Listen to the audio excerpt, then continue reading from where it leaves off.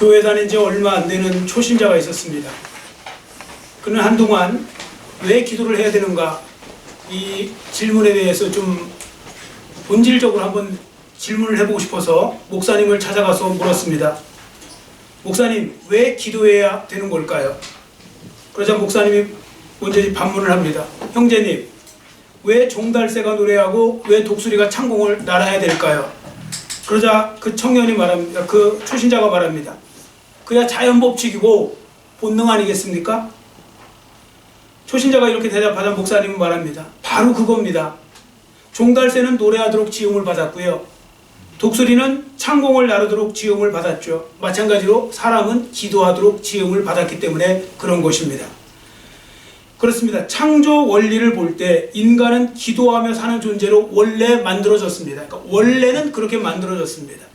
그런데 그게 인간이 타락하면서 뭔가 이상하게 삐뚤어지기 시작하면서 엉뚱한 방향으로 가서 그렇죠. 인간은 원래 기도하면서 살도록 만들어진 겁니다.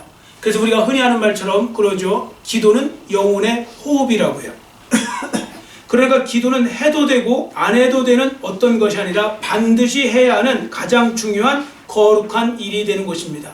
그래서 종교개혁자 마틴 루터가 무슨 말을 했느냐면요. 이런 말을 했습니다. 제화공이 신을 만들고 제단사가 옷을 만드는 것처럼 그리스도인에게 기도는 매일의 직업이 되어야 됩니다. 그러니까 그리스도인에게 가장 중요한 일은 바로 기도하는 일이 되어야 된다. 이제 그 말씀이거든요. 그러니까 반드시 해야 될 일이라는 거죠. 여러분께서도 매일매일 기도하는 분들이 되시기를 축원합니다. 그리고 여러분 별명 중에 그분은 기도의 사람이었다. 자, 이런 또 칭찬을 들으면 최고의 칭찬, 그런 별명을 들으면 최고의 별명이 되는 것입니다. 자, 그리고 이왕 기도하실 거면 하나님이 들으시고 응답하시는, 하나님이 들어주시는 그런 기도를 하실 수 있으시면 좋은데요. 왜 그런가 하면 우리 하나님께서 모든 기도를 다 들으시는 것이 아니기 때문에 그런 것입니다. 우리는 이렇게 말하잖아요. 우리가 하나님 앞에 기도할 때 하나님은 다 들으신다. 그러나 하나님이 듣지 않으시는 기도도 있어요. 자, 어디에 있는지 우리가 한번 말씀을 볼까요? 앞에 보시고 이사야 1장 15절 같이 읽습니다. 너희가 많이 기도할지라도 내가 듣지 아니하리니 이는 너희의 손에 피가 가득함이라. 아멘. 아무리 많이 기도해도 너희 손에 지금 피가 가득해서 내가 듣지 않을 거다. 즉 하나님은 기도 응답하지 않으실 거다. 그런 말씀이거든요. 자, 그러면 어떻게 해야 하나님이 귀 기울여 잘 들어주시는 기도를 할 수 있을까? 그 부분을 보는데요. 예수님의 기도에 그 비결이 있다고 저는 믿습니다. 자, 그런 면에서 오늘 읽은 본문 말씀은 너무나도 중요한 말씀이 됩니다. 왜냐하면 지금 5절부터 보시면 예수님이 대제사장으로서의 모습이 나오거든요. 예수님이 진짜 대제사장인 거예요. 그럼 여러분, 대제사장의 역할이 뭐냐? 가장 중요한 역할은 하나님과 인간 사이에서 어떤 중재 역할을 하는 거예요. 그래서 사람들의 죄를 지고 하나님 앞에, 그 죄를 가지고 하나님 앞에 가서 기도하는 거고요. 하나님의 말씀을 받아서 또 그 사람들에게, 그 하나님의 백성들에게 전하는 역할을 하거든요. 자, 그런 부분에 있어서 대제사장으로서 예수님이 이제 하나님 앞에 그 쓰임을 받으셨는데, 거기에 보시면 많은 기도를 했는데 그 기도를 하나님이 하나도 빠짐없이 다 들어주셨다는 겁니다. 자, 7절 끝부분에 그 말씀이 나오죠. 7절 끝부분을 보시면요. 그의 경건하심으로 말미암아 들으심을 얻었다 그랬죠. 예수님의 경건하심으로 말미암아 기도에 들으심을 얻었다. 즉 하나님께서 예수님의 기도를 다 들어주셨다. 그 말씀인 겁니다. 자, 그러면 우리가 하나님이 받으실 만한 기도를 하려면 어떻게 하면 될까요? 자, 그건 우리가 예수님의 기도에서 배우시면 됩니다. 예수님의 기도하는 모습, 기도의 자세, 기도의 내용, 이걸 보시면 되거든요. 그래서 지금부터 이제 그 말씀을 드릴 거니까 잘 들어보시고 여러분 삶에 잘 적용해 보시면 됩니다. 첫 번째, 예수님의 기도가 특징이 뭐냐면요. 하나님의 능력에 제한을 두지 않아요. 예수님의 기도는. 자, 그만큼 큰 믿음을 가지고 기도를 하시는 거죠. 여러분, 기도 응답 받기 위해서 반드시 믿음이 전제되어야 됩니다. 믿음 없이 기도하는 건요, 정말 어떻게 보면 그냥 시간 낭비하고 있는 걸 수도 있어요. 믿음은 그만큼 중요합니다. 믿음 없는 기도는 효력이 나타나지 않습니다. 그래서 응답받는 기도는 얼마만큼 큰 믿음을 가지고 기도할 것이냐, 그 부분에 달려있다고 해도 과언이 아니거든요. 자, 그럼 여기서 믿음은 무슨 믿음일까요? 하나님께 대한 믿음이에요. 하나님을 얼마만큼 믿고 신뢰하느냐, 거기에 기도 응답 여부가 달려있는 것입니다. 자, 본문에 보세요. 예수님은요, 하나님의 능력에 대해서 제한을 두지 않는다는 걸 알 수가 있거든요. 7절 전반절을 앞에 보세요. 7절 전반절을 보시면, 그는 육체에 계실 때에 자기를 죽음에서 능히 구원하실 이에게 심한 통곡과 눈물로 간구와 소원을 올렸고, 자, 그렇게 말씀하고 있죠. 자, 이 말씀에서 보듯이 예수님은 하나님에 대해 얼마든지 죽은 자도 다시 살릴 수 있는 능력의 하나님으로 믿고 계셨던 거예요. 그러니까 제한을 두지 않은 거라고요. 자, 우리는 예수님이 평상시에도 하나님의 능력에 제한을 두지 않았다는 걸 알 수가 있어요. 자, 예를 한번 들어서 읽어보겠습니다. 앞에 보시고 마태복음 19장 26절 같이 읽습니다. 예수께서 그들을 보시며 이르시되 사람으로는 할 수 없으나 하나님으로서는 다 하실 수 있느니라. 아멘. 우리 예수님은요, 하나님에게는 모든 것이 가능하시며 못하실 일이 전혀 없다는 것을 분명히 믿는 믿음을 가지고 살아오셨다는 것을 이제 우리가 지금 알 수가 있는 거죠. 여러분 기억하시기 바랍니다. 응답받는 기도에 있어서 믿음은 너무나 중요한 것입니다. 극단적으로요, 만약에 어떤 사람이 믿음 없이 하루 종일 기도해도 그 기도는 응답되지 않아요. 물론 믿음 없는 사람이 하루 종일 기도할 일은 없어요. 믿음 없는 사람이 무슨 하루 종일 기도하겠습니까? 믿음 조금 있는 사람도 기도를 안 하고 사는데 믿음 없는 사람은 아예 기도를 안 하겠죠. 여하튼 기도는, 강조점은 큰 믿음을 가지고 기도해야 하나님의 역사를 경험할 수 있는 것입니다. 자, 왜 그런가 하면요, 여러분 보세요. 하나님께서는요, 우리가 하나님 앞에 나가서 기도하잖아요. 그럼 기도하는 사람의 믿음의 상태를 먼저 보세요. 하나님은 어떤 믿음을 가지고 하는 것인지. 예를 들어 이런 거죠. 아무개야, 내가 나를 얼마만큼 믿고 지금 기도하는 거냐, 그걸 물어보시는 거예요. 여러분이 하나님 앞에 얼만큼 믿음을 갖고 기도하시는지를 한번 생각해 보세요. 자, 요한복음 11장에 보시면요, 죽은 나사로가 살아난 이야기가 기록되어 있죠. 예수님이 나사로가 죽은 지 나흘이 되어서야 그곳에 도착했을 때 마르다가 이미 다 끝났다고 생각한 다음에 이렇게 말합니다. 주여, 죽은 지가 나흘 되었어서 냄새까지 납니다. 그랬을 때 예수님이 하셨던 그 유명한 말씀이 있죠. 자, 뭐라고 하셨는지 앞에 보시고 요한복음 11장 40절 같이 읽습니다. 예수께서 이르시되 내 말이 네가 믿으면 하나님의 영광을 보리라 하지 아니하였느냐 하시니. 아멘. 예수님이 하신 이 말씀을 정말 믿으신다면 여러분도 기도하실 때요, 큰 믿음을 가지고 기도하시기를 축원합니다. 하나님이 응답하시는, 하나님이 귀 기울여 드려주시는 그런 기도가 될 수 있습니다. 자, 첫 번째는 우리가 이제 이렇게 하나님 앞에 이런 모습을 가지고 기도해야 되고요. 두 번째는 뭐냐면, 예수님의 기도는 심한 통곡과 눈물로 아뢰는 간절한 기도였다는 겁니다. 간절한 기도가 여기서 핵심입니다. 간절한 기도. 1912년 4월 어느 주일날 밤이었습니다.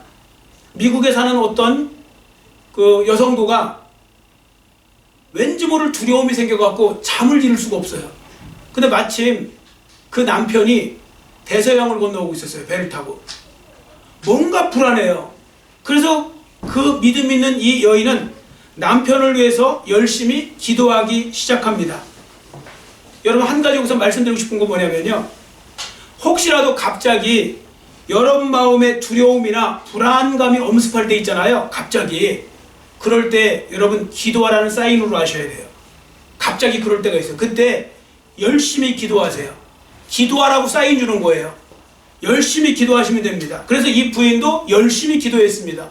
그런데 좀처럼 다른 때와 달리 불안감이 가시지가 않아요. 계속 불안해요.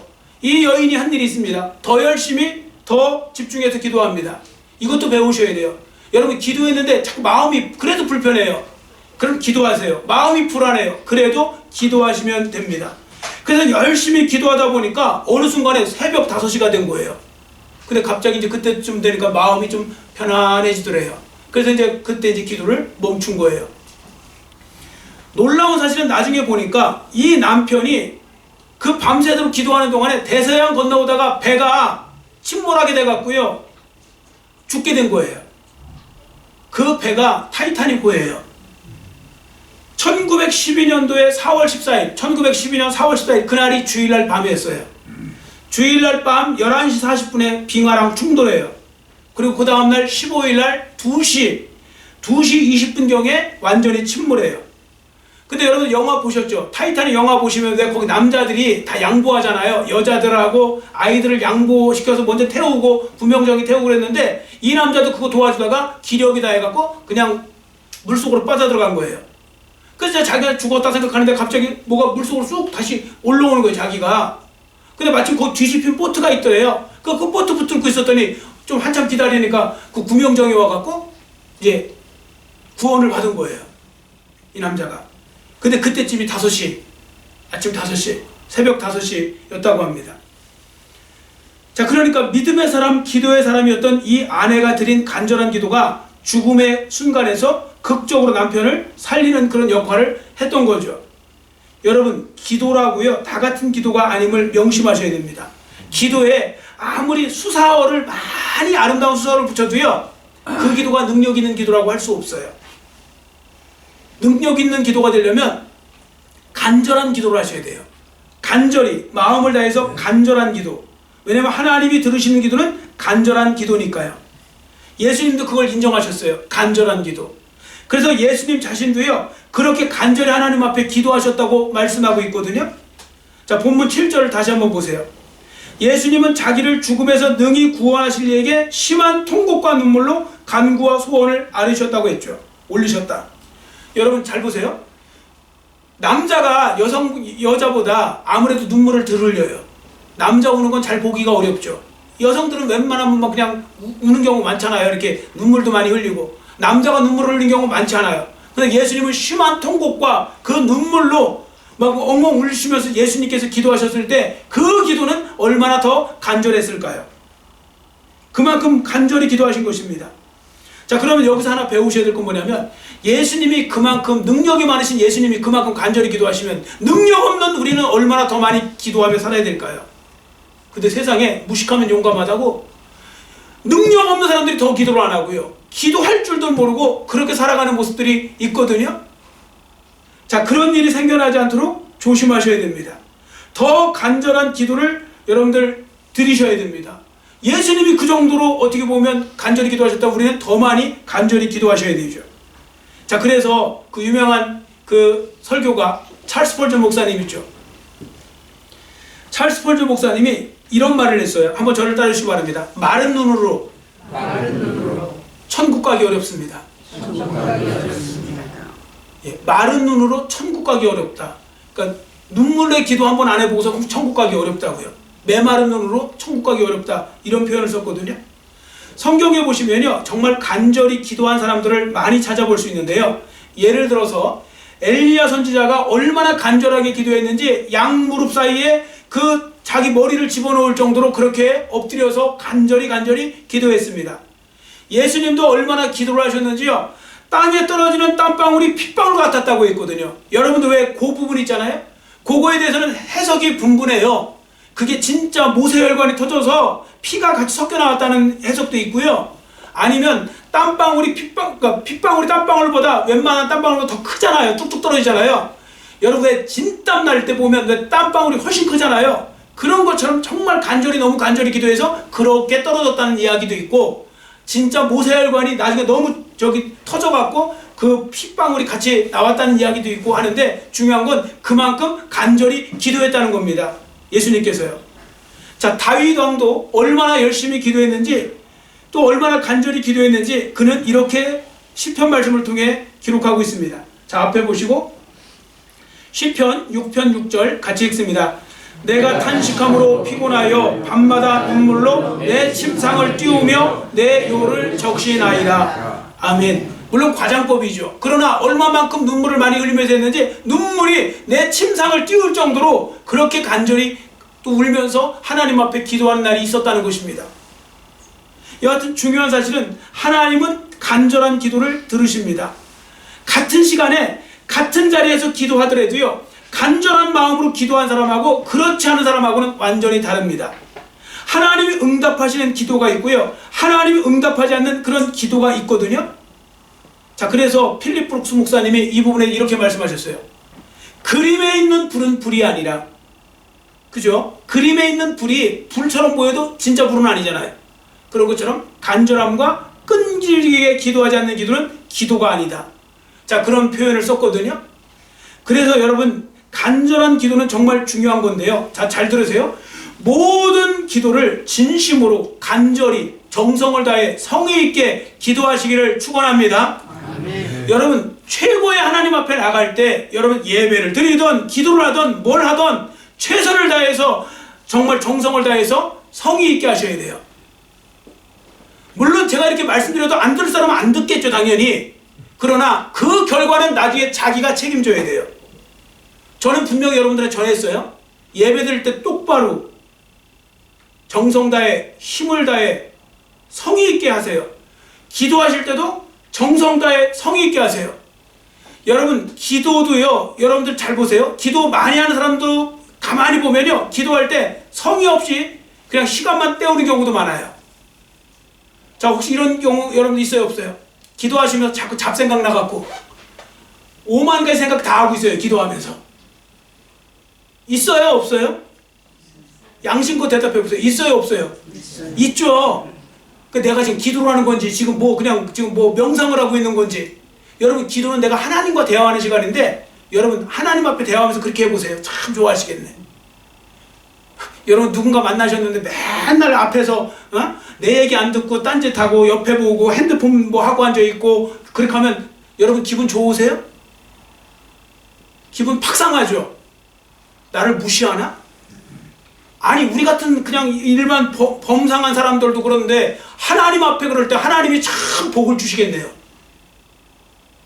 예배, 기도 다 중요한 거예요. 태도도 중요한 거예요. 근데 그 중요한 중에 하나가 뭐냐면, 기도할 때 간절함을 하는 건 진심을 다해서 정말 여러분들 정성을 다해서 기도하라, 그 말씀입니다.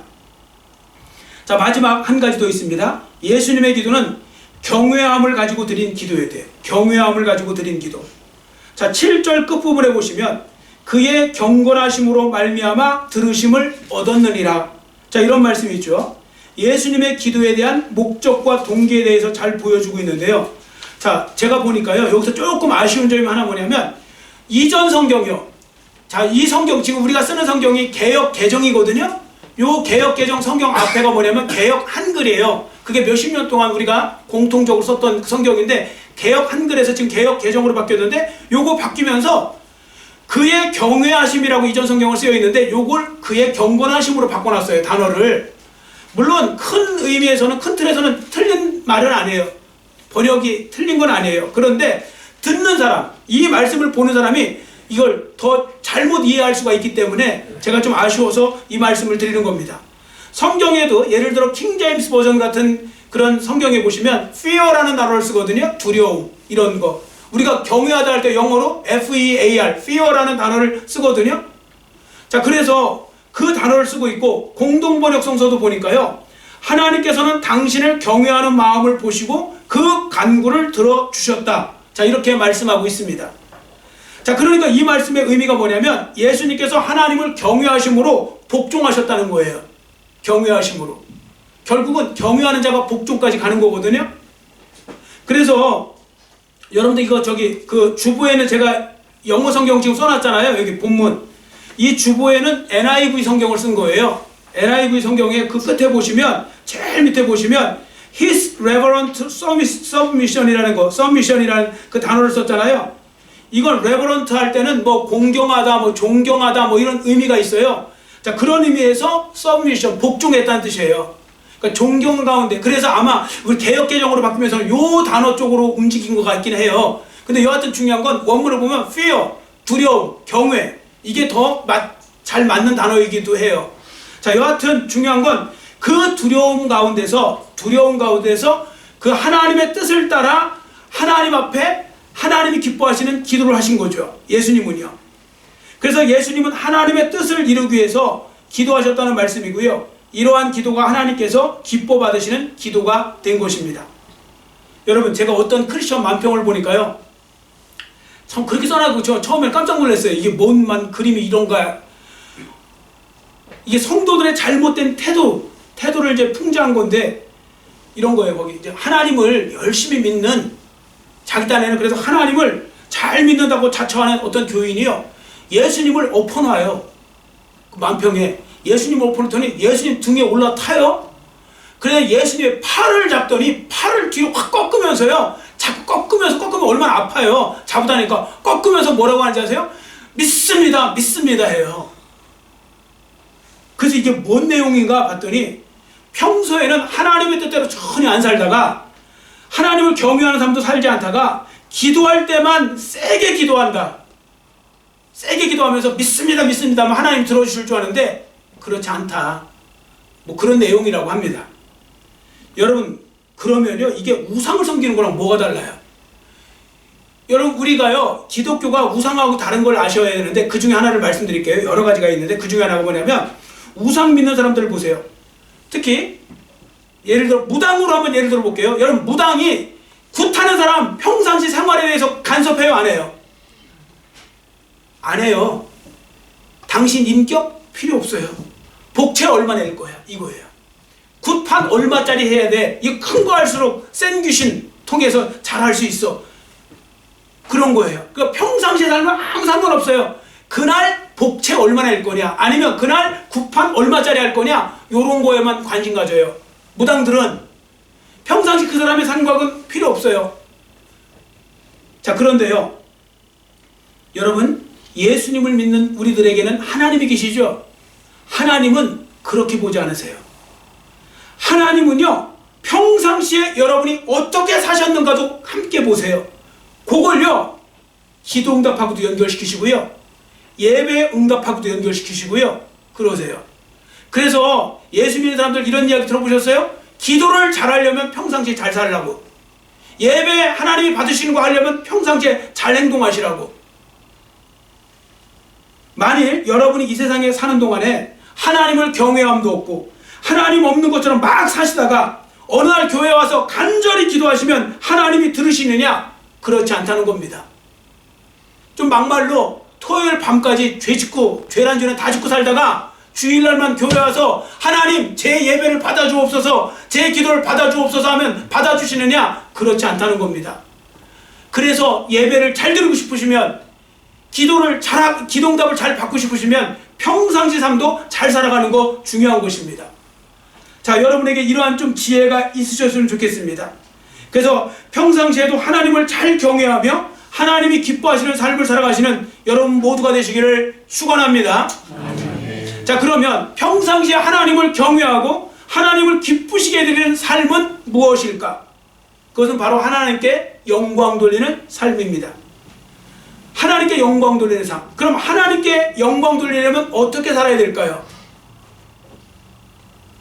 예수 중심적 삶을 살면 됩니다. 예수님 중심적 삶. 왜냐하면 우리 예수님께서 하나님께 영광 돌리는 삶의 가장 표본이 되시기 때문에 그렇습니다. 그래서 우리도 예수님을 배우고 예수님을 공부하고 예수님이 하신 대로 따라가면 돼요. 우리 크리스천이라는 단어가 무슨 뜻인지 아시죠? 크리스티아노스, 하나님, 예수님께 속한 사람, 예수님을 따르는 사람, 이런 뜻이에요. 요즘 팔로워가 몇 명이니 팔로워 얘기 많이 하죠. 그 팔로워가 바로 우리는 예수님의 팔로워예요. 예수님을 따라가는 사람. 자, 그런데 그런 부분에서 중요한 건 바로 뭐냐면 예수 중심의 삶인데, 제일 그럼 신경 써야 될 사람이 누구냐? 바로 목회자들이에요. 목회자들이 예수 중심적 설교를 많이 하셔야 돼요. 데이빗 고든이라는 분이 있거든요. 그분이 이제 쓴 책이, 우리나라 번역된 책이 있어요. 제가 한번 오늘은, 자, 보세요. 우리 목사님은 왜 설교를 못할까? 번역 제목에 우리 목사님은 왜 설교를 못할까? 그 이유 중에 핵심 내용에 데이빗 고든이 뭐라고 하느냐면요, 그리스도 예수 중심적 설교를 안 한다는 거예요. 많은 목회자들이. 어떤 목회자는요, 맨날 하는 게 도덕주의, 착하게 사세요, 착하게 살아야 됩니다. 이게 안 중요한 건 아닌데 그걸 중심으로 하면 안 된다는 거예요. 어떤 목사님은요, 인생을 살아가는 요령만 알려주는 거예요. 막 그런 거. 저 진짜 옛날에 지금도 기억나요.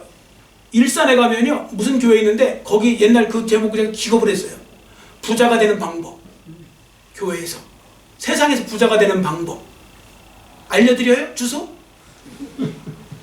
부자가 되는 방법. 뭐 이런 거 이야기하고. 또 어떤 설교자는 막 이런 거 저런 거. 잘못된 맨날 그 어떻게 보면 그 철학이나 이런 것들. 또 요즘은 자꾸 우리 이념 시대가 되다 보니까 맨날 정치 얘기하고 설교 시간에. 그런 거 정말 그게 자기 딴에 중요한지 모르겠지만 예수 중심적 설교가 훨씬 더 중요한 겁니다. 그걸 하셔야 돼요. 교회는 그거 하기도 바빠요. 어떤 분은 그러더라고요. 나라를 생각해서 뭘 생각해서 도덕을 생각해서 그런다고 하는데 주일날 한 번밖에 안 오는 성도들한테 대부분이 이거 하고 저거 하고 언제 복음 설교하고 언제 천국 설교하고 언제 천국 가게 만들 거예요. 어차피 나라 망해도 천국은 가야 될 거 아니에요. 천국을 포기하고 나라를 살릴 거예요? 천국을 포기하고 뭐 이렇게 저기 할 거예요? 제가 안 중요하다는 말씀 아니에요. 중요해요. 그러나 그것보다 더 중요한 건 복음 설교예요. 근데 이 복음 설교를 사람들이 별로 안 좋아해요. 왜 안 좋아하는지 아세요? 맨날 듣던 말씀 같아갖고. 어떤 분들 제가 지금 이 설교하는 거 힘드신 분도 있을 거예요. 많이 들었다 아이가. 많이 들으셨겠죠 당연히. 제가 지금까지 지금 여기 부임해갖고 거의 8,000번 이상 설교를 했는데 그 맨날 한 사람 머릿속에 나오는 게 뭐가 있겠어요. 맨 나오는 게 그거죠. 그러나 찬송가 있죠. 예전에 듣던 설교. 예전에 듣던 설교 또 들려주시오. 예전에 듣던 말씀, 나 이전에 듣던 말씀 또 들려주시오. 그게 맞는 거잖아요. 여러분 제가요 이 예수님 설교, 천국 설교 이거 많이 하면요 여러분들은 우리 목사님은 특별히 그런 쪽으로 많이 관심 많다 이렇게 생각하지 마시고요. 제대로 잘 들으시기를 축원합니다. 여러분 그래도요 여러분들이 목사 그래도 잘 만난 거예요. 그나마 제가 제 스스로 두고 얘기하기 나빠서 그렇죠. 잘 만나신 거라니까요. 근데 아멘 안 하죠 지금. 자, 잘 만나신 거예요. 왜냐하면 제가 천국 얘기 많이 하고 이거 하는 거 이거 못 듣는 성도들 많아요. 교회 가서 맨날 도덕 설교 듣다가 나중에 보니까 지옥이네. 어떻게 할 거예요? 그래서요 복음적 설교가 중요한 거예요. 천국 설교 중요한 겁니다. 다른 게 안 중요하다는 게 아니고 이게 훨씬 더 중요한 거라고요. 그러니까 이 부분을 여러분들이 기억하셨으면 좋겠고요. 여하튼 누가 뭐래도요 여러분들 하나님의 영광을 가장 먼저 생각하시고 하나님의 영광을 위해 살아가시기를 축원합니다. 그러면 내가 하나님의 영광을 지금 살잖아요. 그 목적을 딱 정하고 그렇게 정하잖아요. 그러면 기도도요 하나님의 영광을 위한 기도가 저절로 나온다니까요. 사람들은요 어쩔 수가 없어요. 목적을 따라 수단은 움직이게 되어 있고요 방법도 움직이게 되어 있어요. 맨날 내가 목적인 사람 있죠. 나 잘 먹고 잘 살고 건강하게 오래오래 잘 산다. 요거 목적 갖고 있는 사람은요 맨날 기도 내용 보면 다 자기를 위한 기도밖에 안 해요. 부자 되게 하소서, 건강하게 하소서, 뭐가 나게 하소서, 뭐 잘 되게 하소서, 다 자기를 위해서만 하고 있어요. 그런데요 하나님의 영광을 위해서 사는 사람 있잖아요. 기도 내용 자체가 다 하나님의 영광을 위한 기도만 해요. 그 대표자가 누굴까요? 예수님이에요. 여러분 예수님이 하신 기도, 예수님이 제자들한테 가르쳐주신 기도가 뭐예요? 주기도잖아요. 우리가 지금 매일 하는 그 내용 한번 볼까요? 하늘에 계신 우리 아버지, 아버지의 이름을 거룩하게 하시며 하나님이 거룩하게 되셨으면 좋겠다. 아버지의 나라가 오게 하시며 얼른 천국에 이 땅에 임했으면 좋겠다. 하나님 아버지의 뜻이 하늘에서와 같이 땅에서도 이루어지게 하소서. 자 보세요. 하나님의 영광을 위해서 하시니까 모든 기도 내용도 다 하나님의 영광 쪽으로 먼저 가잖아요. 그러니까 이런 부분들을 우리가 배우시는 것이 중요합니다. 자 지금 여러분을 생각해 보세요. 여러분이 기도하는 내용들은 결국 무엇을 향해 하고 있습니까? 하나님의 영광입니까? 아니면 내 영광입니까? 여러분 한번 잘 생각해 보세요. 나는 지금 내가 기도하는데 내가 예배 생활하고 신앙 생활하는데 그 목적이 하나님의 영광에 있는 분만 한번 나는 그래도 하나님의 영광에 있다. 자 아멘으로 한번 대답해 보세요. 아멘. 제가 너무 성경에 감동해갖고 너무 리얼하게 설교를 했나 보죠. 그 양심이 확 찔려갖고 대답을 못하신 게. 근데요 진짜 대답 못하시는 게 맞아요. 저도 마찬가지예요. 저도 하나님의 영광을 위해서 정말 지금 살고 있을까? 안 그렇더라고요. 제가 한 3분만 더 말씀드리고 말씀을 드리려고 그래요. 이건 뭐 여기 이거 교환에도 없는 거예요. 뭔가 세상이 지금 이상해지고 있어요. 뭔가 기독교는 정말 힘든 시기를 지나가고 있어요.